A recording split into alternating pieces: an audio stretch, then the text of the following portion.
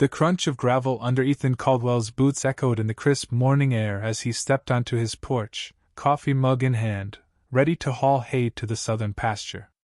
The familiar rhythm of his farm tractor humming, fields stretching under the Montana sky was his sanctuary. But today, his gaze snagged on an aberration, a 6-foot cedar fence, its polished planks glinting defiantly across his tractor path. It hadn't been there yesterday. His grip tightened on the mug, steam curling like a warning. Standing behind the fence, arms crossed, lips curled into a triumphant smirk, was Victoria Hensley, president of the Willow Creek Homeowners Association and self-proclaimed guardian of suburban perfection. Ethan's pulse quickened, not from shock but from the audacity of it. That path, worn smooth by his grandfather's tractor in the 70s, was his deeded land, untouched by the manicured sprawl of the HOA's cookie-cutter lawns. Victoria's eyes gleamed, daring him to erupt. He wouldn't give her the satisfaction. Setting the coffee down, he approached the fence, each step deliberate, his shadow long and unyielding. This wasn't a mistake. The fence, bolted into concrete, screamed premeditation, a calculated strike to choke his farm's lifeline. "You'll need to reroute your tractor, Ethan," Victoria called, her voice syrupy with mock concern. "The HOA voted to enhance the greenbelt. This fence restores order." Ethan planted his feet on the dirt. "This is my land, Victoria. Not your greenbelt." Her smile sharpened, venomous. "The new survey shows a shared usage zone. You'll adapt." "Shared usage zone?" he demanded the survey. She deflected, citing internal HOA documents. He pressed harder. She suggested emailing her lawyer. His fist clenched, not in rage but in awe of her gall. The fence's professional construction, clean lines, heavy-duty bolts reeked of planning. She'd waited for a quiet day, when his tractor was idle, and struck. This wasn't about rules. It was war. He asked for permits. She parroted. HOA beautification rights. He questioned county approval for boundary shifts. She waved it off, her mantra of beautification, a flimsy shield. Ethan didn't shout. He nodded, turned, and walked back, ignoring her parting shot about lawsuits if he touched her precious fence. Inside, he pulled his property deed from a drawer, its edges worn but lines unmistakable. The tractor path lay squarely within his boundaries, backed by photos of his grandfather grading it in '92. His land predated the HOA, a suppy VY Shaun born from a developer's greed, promising harmony but delivering Victoria's iron grip.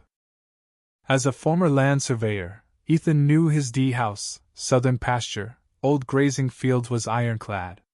Victoria, 6 months into her HOA reign, had already fined him for his chickens, excessive clucking, and his barn's unapproved paint hue. But this fence was personal, a gauntlet thrown to break him. He called the county zoning office, only to be told they'd re-VYEW in 3 weeks. 3 weeks? His farm's pulse hay deliveries, grazing rotations called to wait. He texted his friend Lucas, a surveyor with a vendetta against HOA tyranny, to verify the boundaries. For 2 days, Ethan avoided the path, working other fields, his temper simmering but controlled. Then necessity called, hay had to move. With a cordless drill, he removed 4 bolts from the fence's center panel, slid it aside, and guided his tractor through, careful not to scratch a splinter. He delivered the hay, returned, and reassembled the panel, seamless as before. He thought he'd been discreet. He underestimated Victoria's obsession. The next morning, blue and red lights flashed at his gate. A deputy leaned against his cruiser, Victoria beside him, brandishing photos like a courtroom lawyer.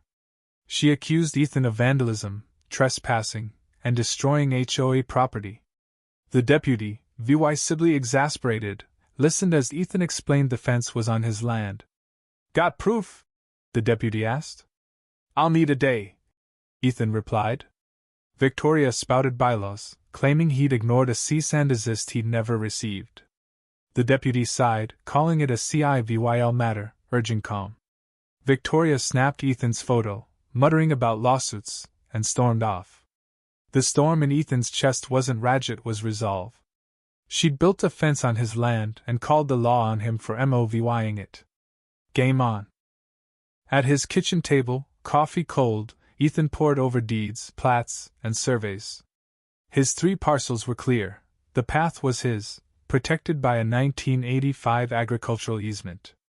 Victoria's shared usage zone was a lie, but her HOA board's loyalty and the neighbors' fear gave her power. He drove to the county office, meeting clerks who knew his father.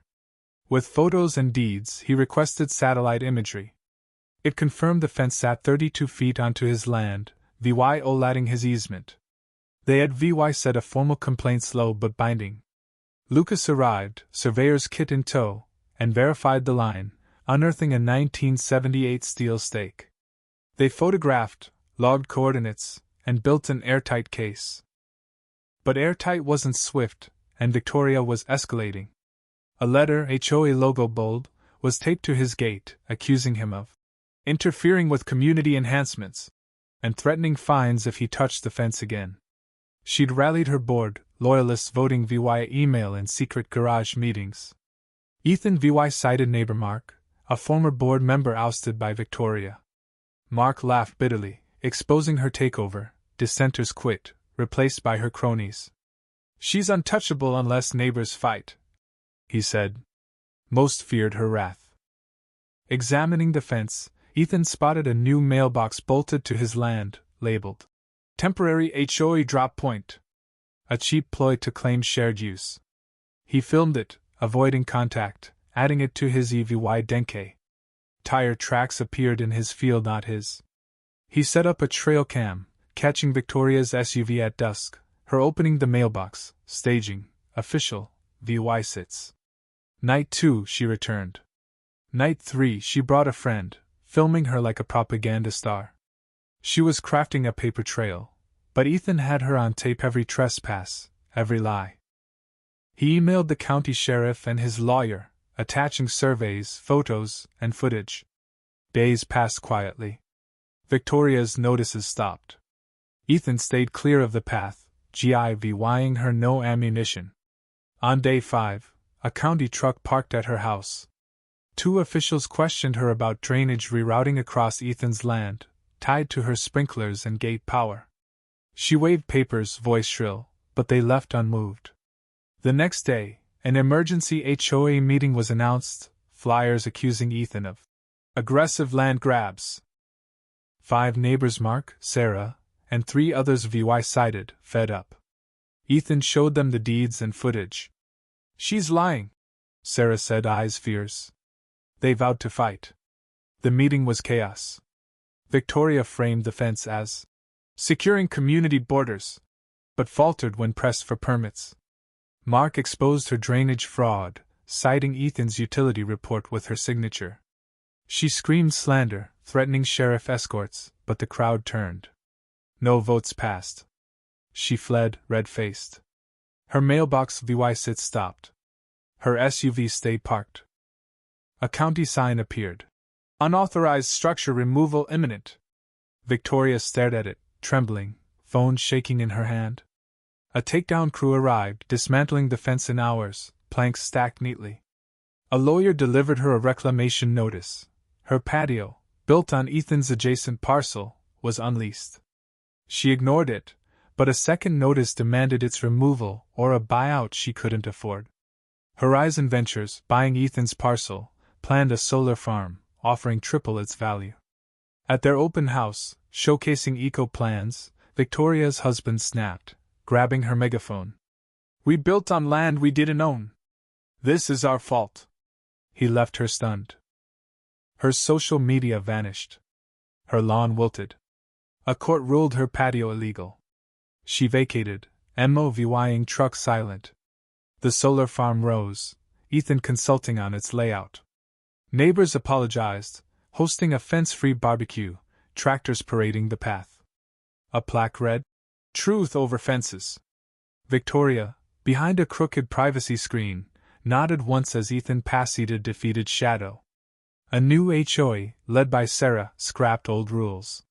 The path hummed, Ethan's dog napped, and he smiled not for VY Tory, but for a community freed, one deed at a time.